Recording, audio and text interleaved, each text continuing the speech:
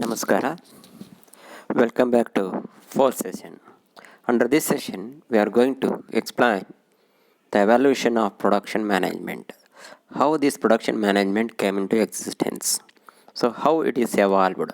That is to be considered under this concept. So first you should know what is the meaning of production function. Production function refers to the function relationship between the quantity of a good produced or output and the factors of production. So ಇಲ್ಲಿ production functions ಅಂತ ಹೇಳಬೇಕಾದ್ರೆ ಇದು inputs ಮತ್ತು outputs ಏನಿದೆ ಅವುಗಳ ನಡುವಿನ ಸಂಬಂಧವನ್ನು ನಮಗೆ ತೋರಿಸ್ಕೊಡುತ್ತೆ. ಅಂತಹ ಒಂದು ರಿಲೇಷನ್ಶಿಪ್ಪನ್ನು ಹೇಳ್ತೀವಿ ಪ್ರೊಡಕ್ಷನ್ ಫಂಕ್ಷನ್ಸ್ ಅಂತ ಕರ್ಕೊಳ್ತೀವಿ. So then how it comes into existence, how it is evolved, that is called evaluation of production function. So evaluation of production function is traced. The evaluation of production function, we identified 6 historical developments which could take place. So first one is the industrial revolution, scientific management, the human relations movement, operation research, computer and advanced production technology the service revolution. So ಇಲ್ಲಿ ಈ production function ಯಾವ ರೀತಿ ಬಂತು ಅಂತ ಹೇಳಿದ್ರೆ ಇದು 8 ಅಥವಾ 6 historical developments ಏನು ಇತಿಹಾಸದ ಒಂದು ಅಭಿವೃದ್ಧಿಯನ್ನು ಕಾಣ್ತೀವಿ ಅದರ ಮೇಲೆ ಇದು ಡಿಪೆಂಡ್ ಆಗಿದೆ. ಮೊದಲನೇದಾಗಿ ಕೈಗಾರಿಕಾ ಕ್ರಾಂತಿ ಅಂತ ಕರ್ಕೊಳ್ತೀವಿ. ಎರಡನೇದು ಸೈಂಟಿಫಿಕ್ ಮ್ಯಾನೇಜ್ಮೆಂಟ್, ಮೂರನೇದು ಮಾನವ ಸಂಬಂಧಗಳ ಆಂದೋಲನ, ನಾಲ್ಕನೇದು ಆಪರೇಷನ್ ರಿಸರ್ಚ್, ಐದನೇದು ಕಂಪ್ಯೂಟರ್ಸ್ ಮತ್ತು ಅಡ್ವಾನ್ಸ್ಡ್ ಟೆಕ್ನಾಲಜಿ, ಕೊನೆಯದಾಗಿ service revolution. Now consider the first one, the industrial revolution. The industrial revolution which takes place in England during 1970 to the early 1800. Thus there is a series of events took place in England which together called the industrial revolution. It resulted in 2 major developments. First one is widespread substitution of machine power for human power and establishment of the factory system. The second one is the events that took place in this period are characterized by great inventions. The great inventions were 8 in number. They are Hargreaves spinning jenny, Arkwright's water frame, Crompton's mule, Cartwright's power loom, Watt's steam engine, Bartlett's chlorine bleaching discovery, Mansell's screw cutting lathe, Haley-Whitney's manufacture. The impact of industrial revolution was first felt in England and spread to other European countries and US. The old cottage system of production has been replaced by the factory system. The production capacities are expanded. So this is regarding the industrial revolution. ಇಲ್ಲಿ ನಾವು ಹೇಳಿದ್ರೆ ಕೈಗಾರಿಕಾ ಕ್ರಾಂತಿ ಇದು British ಏನಿದೆ England ಏನಿದೆ ಅಲ್ಲಿ 1770ರಿಂದ 1800 ಈ ಒಂದು ಪೀರಿಯಡಲ್ಲಿ ಜರುಗಿತು. ಈ ಒಂದು ಪೀರಿಯಡಲ್ಲಿ ಏನಾಗುತ್ತೆ, ಕೆಲವೊಂದು ಇಂಪಾರ್ಟೆಂಟ್ ಇನ್ವೆನ್ಷನ್ ಅಂತ ಹೇಳ್ತೀವಿ ಸಂಶೋಧನೆಗಳು ನಡೆದವು. ಆ ಸಂಶೋಧನೆಗಳನ್ನು ನಾವು 2 ರೀತಿಯಾಗಿ ತಿಳ್ಕೊಳ್ತಾ ಇದ್ದೀವಿ. ಮೊದಲನೇದಾಗಿ wide spread substitution, machine power ಏನಿತ್ತು ಅದು ಮನುಷ್ಯನ ಪವರ್ ಏನಿತ್ತು ಮಾನವ ಶಕ್ತಿಗೆ ಬದಲಾಗಿ ಹೇಳ್ತೀವಿ ಯಂತ್ರೋಪಕರಣಗಳ ಶಕ್ತಿಯನ್ನು ಅಳವಡಿಸ್ಕೊಳ್ಳೋದಾಯಿತು. ಮತ್ತು ಫ್ಯಾಕ್ಟ್ರಿ ಸಿಸ್ಟಮ್ ಅಂತ ಇಂಟ್ರೊಡ್ಯೂಸ್ ಆಯಿತು. ಫಸ್ಟ್ ಏನಿತ್ತು ಕಾಟೇಜ್ ಇಂಡಸ್ಟ್ರೀಸ್, ಗೃಹ ಕೈಗಾರಿಕೆಗಳು ಅಂತ ಕರ್ಕೊಳ್ತಿದ್ವಿ, ಮನೆಯಲ್ಲೇ ಮಾಡ್ಕೊಳ್ತಾ ಚಿಕ್ಕದಾಗಿ ಮಾಡ್ತಿದ್ವಿ. ಇವಾಗ ಏನಾಯ್ತು, ಅದು ದೊಡ್ಡ ಪ್ರಮಾಣದಲ್ಲಿ ಫ್ಯಾಕ್ಟ್ರಿ ಅಂತ ತಗೊಳ್ತೀವಿ ಅಥವಾ ಇಂಡಸ್ಟ್ರಿ ಅಂತ ಕರ್ಕೊಳ್ತೀವಿ, ಅದು ಬಂತು. ಅಂಥ ಸಂದರ್ಭದಲ್ಲಿ ಮಾನವನ ಕೆಲಸಕ್ಕೆ ಬದಲಾಗಿ ಯಂತ್ರೋಪಕರಣ ಬಳಕೆ ಜಾಸ್ತಿ ಆಗ್ತಾ ಬರುತ್ತೆ. ಎರಡನೇದಾಗಿ ಹೊಸ ಸಂಶೋಧನೆಗಳು ಬಂತು.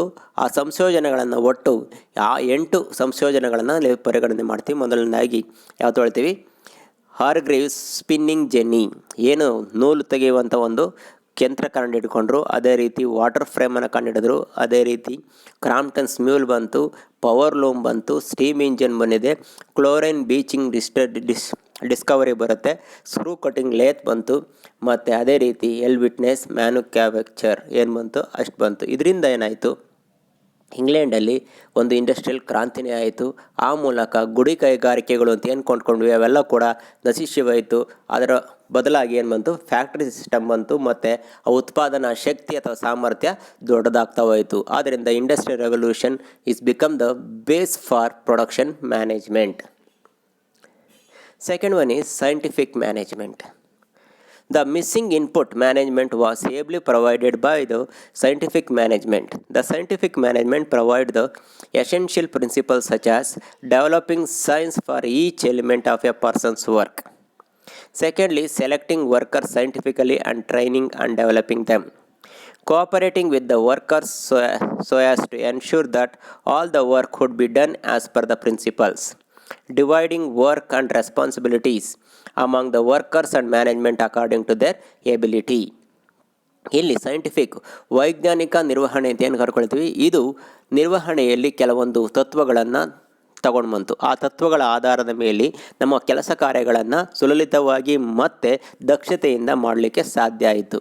ಇದರೊಳಗಡೆ ಏನೆಲ್ಲ ಸೇರಿಕೊಂಡಿದೆ ಅಂತ ಹೇಳಿದ್ರೆ, developing A science for each element of A persons work. ಪ್ರತಿಯೊಬ್ಬ ವ್ಯಕ್ತಿಯ ಕೆಲಸವನ್ನು ಕೂಡ ಸೈಂಟಿಫಿಕಲಿ ನಾವೇನು ಮಾಡ್ಬೋದಾಗುತ್ತೆ, ಡೆವಲಪ್ ಮಾಡ್ಬೋದಾಗುತ್ತೆ, ಹಂತ ಹಂತವಾಗಿ ಅದನ್ನು ತಗೊಳ್ಬೋದಾಗುತ್ತೆ. ಎರಡನೇದಾಗಿ, ಒಬ್ಬ ವ್ಯಕ್ತಿಯನ್ನು ಕೆಲಸಗಾರನ ತೆಗೆದುಕೊಳ್ಬೇಕಾದ್ರೆ ಆ ಉದ್ಯೋಗಕ್ಕೆ ತಕ್ಕಂತೆ ವೈಜ್ಞಾನಿಕವಾಗಿ ಆಯ್ಕೆ ಮಾಡಿಕೊಳ್ಳುವ ಪ್ರಕ್ರಿಯೆ ಮತ್ತು ಅವರಿಗೆ ತರಬೇತಿ ಮತ್ತು ಅವರನ್ನು ಅಭಿವೃದ್ಧಿಪಡಿಸುವುದು ಕೂಡ ಸೈಂಟಿಫಿಕ್ ಆಗಿ ಬರುತ್ತೆ. ಮೂರನೇದಾಗಿ, ಏನು ಕೆಲಸಗಾರನ ನಡುವೆ ಕೋಆಪರೇಷನ್ ಅಂದರೆ ಸಹಕಾರ ಮನೋಭಾವವನ್ನು ತಗೊಳ್ಳೋದಕ್ಕೋಸ್ಕರ ನಾವೇನು ಹೇಳ್ತೀವಿ, ಸೈಂಟಿಫಿಕ್ ಮ್ಯಾನೇಜ್ಮೆಂಟ್ ಪ್ರಿನ್ಸಿಪಲ್ಸ್ ಡೆವಲಪ್ ಆಯಿತು. ಅದೇ ರೀತಿ ಇಲ್ಲಿ ಡಿವಿಷನ್ ಆಫ್ ವರ್ಕ್, ಆ ವ್ಯಕ್ತಿಯ ಅರ್ಹತೆಗೆ ಅನುಗುಣವಾಗಿ ಕೆಲಸ ಕಾರ್ಯಗಳನ್ನು ಹಂಚೋದು ಮತ್ತು ಅವರಿಗೆ ರೆಸ್ಪಾನ್ಸಿಬಿಲಿಟಿ ಜವಾಬ್ದಾರಿನ ವಹಿಸೋದು ಕೂಡ ಬಂತು. ಇದರಿಂದ ಏನಾಯಿತು, ವರ್ಕರ್ಸ್ ಮತ್ತು ಮ್ಯಾನೇಜ್ಮೆಂಟ್ ಅನ್ನೋದು ನಿರ್ವಹಣೆಯವರಿಗೆ ಹೆಚ್ಚಿನ ಒಂದು ಅಧಿಕಾರವನ್ನು ವರ್ಕರ್ಸ್ಗೆ ಅವರ ಕೆಲಸಕ್ಕೆ ತಕ್ಕಂಥ ಅಧಿಕಾರವನ್ನು ಕೊಡಲಾಯಿತು. ಇದು scientific management. Next, human relations movement, ಮಾನವ ಸಂಬಂಧಗಳ ಆಂದೋಲನ ಅಂತ ಕರ್ಕೊಳ್ತೀವಿ. ಇದು the term human relations refers to the ways in which managers interact with their employees. When people management stimulates more and better work. The organization has effective human relations when moral and efficiency deteriorate. The human relations are said to be ineffective. The human relations movement arose from early attempts to systematically discover the social and psychological factors that would create effective human relations. ಇಲ್ಲಿ ಮಾನವ ಸಂಬಂಧಗಳು ಅತ್ಯಂತ ಪರಿಣಾಮಕಾರಿ ಕೆಲಸವನ್ನು ಮಾಡುತ್ತೆ. ಯಾಕೆಂದರೆ ಯಾವುದೇ ಒಂದು ಗುಂಪಿನಲ್ಲಿ ಕೆಲಸ ಮಾಡಬೇಕಾದ್ರೆ ಆ ಮಾನವ ಸಂಬಂಧಗಳು ಕೂಡ ಚೆನ್ನಾಗಿದ್ದರೆ, ದಕ್ಷತೆಯಿಂದ ಮತ್ತು ಪರಿಣಾಮಕಾರಿಯಾಗಿದ್ದಾಗ ಮಾತ್ರ ನಾವು ಯಾವುದೇ ಗೋಲನ್ನು ಅಥವಾ ಹೇಳ್ತೀವಿ ಉದ್ದೇಶವನ್ನು ಈಡೇರಿಸ್ಕೊಳ್ಳೋದಕ್ಕೆ ಸಾಧ್ಯ. ಎಲ್ಲಿ ನಮಗೆ ಈ ಮಾನವ ಸಂಬಂಧಗಳು ಸರಿ ಇಲ್ಲ, ಅವರ ಮೊರಲ್ ಹೇಳ್ತೀವಿ ನೈತಿಕ ಶೈರ್ಯ ಮನೋಸ್ಥೈರ್ಯ ಏನಾದರೂ ಕುಂಠಿತವಾಗಿದೆ ಅಂದರೆ ಅಲ್ಲಿ ಮಾನವ ಸಂಬಂಧ ಪರಿಣಾಮಕಾರಿಯಾಗಿಲ್ಲ ಅಂತ ಅರ್ಥ ಮಾಡ್ಕೊಳ್ತೀವಿ. ಆದ್ದರಿಂದ ಉತ್ತಮವಾದ ಕೆಲಸವನ್ನು ತಗೊಳ್ಬೇಕು ಅಂತ ಹೇಳಿದ್ರೆ ಅಲ್ಲೇನಿರಬೇಕು ಅಂತ ಹೇಳಿದ್ರೆ ಒಂದು ಉತ್ತಮವಾದ ಮಾನವ ಸಂಬಂಧ ಇದ್ದಾಗ ಮಾತ್ರ ಸಾಧ್ಯ ಆಗುತ್ತೆ. ಇದ್ರ ಮೂಲಕ ನಾವೇನು ಮಾಡ್ಬೋದಾಗುತ್ತೆ, ಹೆಚ್ಚಿನ ಒಂದು ಪ್ರೊಡಕ್ಷನ್ನ ತಗೊಳ್ಬೋದಾಗುತ್ತೆ. Next, operation research. Operation research refers to the use of mathematical techniques to solve the management problems. So here using the mathematical ideas to solve the business problems. At the time of World War II, the Britain desperately needed to solve a number of new and complex problems in warfare. With their survival at stake, the British formed the first operation research team by pooling the expertise of mathematicians, physicists and other scientists, with such team able to achieve significant technological and tactical breakthroughs. After the war, the applicability of the operation research to problems in industry gradually become apparent. So operation research ಅಂತ ಹೇಳಿದ್ರೆ ಇಲ್ಲಿ mathematical ಗಣಿತಶಾಸ್ತ್ರದ ತಂತ್ರಜ್ಞಾನವನ್ನು ಅಥವಾ ತಂತ್ರವನ್ನು ನಮ್ಮ ವ್ಯಾವಹಾರಿಕ ಸಮಸ್ಯೆಗಳನ್ನು ಬಗೆಹರಿಸ್ಕೊಳ್ಳೋದಕ್ಕೆ ಉಪಯೋಗಿಸ್ಕೊಳ್ಳೋದು ಅಂತ. ಇದು ಮೊಟ್ಟ ಮೊದಲಿಗೆ ಯಾವಾಗ ಬಂತು ಅಂತ ಹೇಳಿದ್ರೆ ಎರಡನೇ ಪ್ರಪಂಚ ಯುದ್ಧ ಏನು ನಡೀತು ಅಂಥ ಸಂದರ್ಭದಲ್ಲಿ ಬ್ರಿಟನ್ಸ್ ಅವರು ತಮ್ಮನ್ನು ಉಳಿಸ್ಕೊಳ್ಳೋದಕ್ಕೋಸ್ಕರ ಹಲವಾರು ಸಮಸ್ಯೆಗಳನ್ನು ಎದುರಿಸಬೇಕಾಯಿತು. ಹಲವಾರು ಸಮಸ್ಯೆಗಳನ್ನು ನಾವು ಸಾಲ್ವ್ ಮಾಡ್ಕೊಳ್ಳೋದಕ್ಕೋಸ್ಕರ ಏನು ಮಾಡಿದ್ರು, ಒಂದು ಟೀಮನ್ನು ಎಕ್ಸ್ಪರ್ಟೈಸ್ ಟೀಮನ್ನು ಅವರು ತಯಾರು ಮಾಡಿದ್ರು. ಆ ಎಕ್ಸ್ಪರ್ಟೈಸ್ ಟೀಮಲ್ಲಿ ಯಾರಿದ್ರು ಅಂದರೆ ಗಣಿತಶಾಸ್ತ್ರಜ್ಞರು, ಅದೇ ರೀತಿ ಫಿಸಿಸಿಸ್ಟ್ ಮತ್ತು ಇತರೆ ವಿಜ್ಞಾನಿಗಳಿದ್ದರು. ಅವರು ಈ ಒಂದು ಸಮಸ್ಯೆಗಳನ್ನು ಬಗೆಹರಿಸಲಿಕ್ಕೆ ತಮ್ಮದೇ ಆದಂಥ ಒಂದು ಟ್ಯಾಕ್ಟಿಕಲ್ಸ್ ಅಂದರೆ ತಂತ್ರಜ್ಞಾನ ಮತ್ತು ಟೆಕ್ನಾಲಜಿಯನ್ನು ಅವರು ಕಂಡುಹಿಡ್ಕೊಂಡ್ರು. ಕಂಡುಹಿಡ್ಕೊಂಡು ಅವರು ಆ ಒಂದು ಸಮಸ್ಯೆಗಳನ್ನು ಬಗೆಹರಿಸ್ಕೊಂಡ್ರು. ನಂತರ ಈ ಒಂದು ಸಮಸ್ಯೆಗಳನ್ನು ಬಗೆಹರಿಸೋದಂದರೆ ಮುಗಿದಾದ ಮೇಲೆ ಅಂತಹ ಒಂದು ತಂತ್ರಜ್ಞಾನವನ್ನು ನಮ್ಮ ಇಂಡಸ್ಟ್ರಿ ಅಂದರೆ ಕೈಗಾರಿಕೆಗಳಲ್ಲಿ ಅಥವಾ ಪ್ರೊಡಕ್ಷನ್ನಲ್ಲಿ ಉದ್ಭವಿಸುವಂಥ ಸಮಸ್ಯೆಗಳನ್ನು ನಿವಾರಿಸ್ಕೊಳ್ಳೋದಕ್ಕೆ ಉಪಯೋಗಿಸ್ತಾ ಬಂದರು. Next, computer and advanced production technology. ನಿಮಗೆ ಗೊತ್ತು, computers nowadays it becomes the plays a major role in every area, each and every area. So after 1954, when the first computer was invented, which is put to use in business, the number of computers and their areas of application in business have increased enormously. ಇಲ್ಲಿ ತಗೊಳ್ತಾ ನಾವಿಲ್ಲಿ computers ಮತ್ತು production technology ಯಾವ ರೀತಿ ಅಭಿವೃದ್ಧಿ ಆಯಿತು ಅಂತ ಹೇಳಿದ್ರೆ 1954ರಲ್ಲಿ ಏನು ಮೊಟ್ಟ ಮೊದಲ ಬಾರಿಗೆ ಕಂಪ್ಯೂಟರ್ ಕಂಡುಹಿಡ್ಕೊಂಡ್ರು, ಅದನ್ನು ನಮ್ಮ ವ್ಯವಹಾರದ ವಿವಿಧ ಕ್ಷೇತ್ರಗಳಲ್ಲಿ ಅದನ್ನು ಅಳವಡಿಕೆ ಮಾಡ್ತಾ ಬಂದಿದ್ವಿ. ಇತ್ತೀಚಿನ ದಿನಗಳಲ್ಲಿ ಯಾವ ಕ್ಷೇತ್ರದ ರೀತಿ ಕೊಟ್ಕೊಂಡ್ರು ನಮಗೇನಾಗಿರುತ್ತೆ ಅಂದರೆ ಇದನ್ನೇ ಕಾಣ್ತಾ ಇದ್ದೀವಿ. ಆದ್ದರಿಂದ ಈ ಕಂಪ್ಯೂಟರ್ಸ್ ಕೂಡ ಒಂದು ಪ್ರಮುಖವಾದಂಥ ಅಂಶ ಆಗಿದೆ ನಮ್ಮ ಇಂಡಸ್ಟ್ರಿಯಲ್ ರೆವಲ್ಯೂಷನ್ ಮತ್ತು ಪ್ರೊಡಕ್ಷನ್ ಮ್ಯಾನೇಜ್ಮೆಂಟಲ್ಲಿ. Next, service revolution. As we know that customer is the king ಅಂತ ಕರ್ಕೊಳ್ತೀವಿ. ಅಂದರೆ ಇಲ್ಲಿ ಯಾರು ಗ್ರಾಹಕ ಇದ್ದಾನೆ ಅವನೇ ರಾಜ ಅಂತ ಅಂದ್ಕೊಳ್ತೀವಿ. ಅಂದರೆ ಅವನ ಅಭಿರುಚಿಗೆ ತಕ್ಕಂತೆ ಏನು ಮಾಡಬೇಕಾಗುತ್ತೆ, ನಾವು ನಮ್ಮ ವಸ್ತುಗಳನ್ನು ಪ್ರೊಡ್ಯೂಸ್ ಮಾಡಬೇಕಾಗುತ್ತೆ. ಆದ್ದರಿಂದ ಈ ಒಂದು ಸೇವಾ ಮನೋಭಾವ ನಮಗೆ ಅತ್ಯಂತ ಇಂಪಾರ್ಟೆಂಟ್ ಆಗಿರುತ್ತೆ. ಯಾವುದೇ ಒಬ್ಬ ವ್ಯಕ್ತಿ ಕಾರನ್ನು ಕೊಂಡ್ಕೊಳ್ಳೋಗ್ತಾ ಇದ್ದಾನೆ ಅಂದರೆ ಅವನ ಪ್ರಿಫರೆನ್ಸ್ ಏನಿದೆ, ಅವನ ಸ್ಟೈಲ್ಸ್ ಏನಿದೆ, ಕಲರ್ ಏನು ಇಷ್ಟ ಮಾಡ್ತಾನೆ, ಅವನ್ನೆಲ್ಲ ಪರಿಗಣಿಸಿ ಆಟೋಮೊಬೈಲ್ ಇಂಡಸ್ಟ್ರಿನ ಅವರು ತಯಾರು ಮಾಡಬೇಕಾಗುತ್ತೆ. ಆದ್ದರಿಂದ service motive becomes A major role in the production function. So it is the service revolution. With increasingly customization and product variety, the service component of a product will assume more important. Here ends the session. So thank you.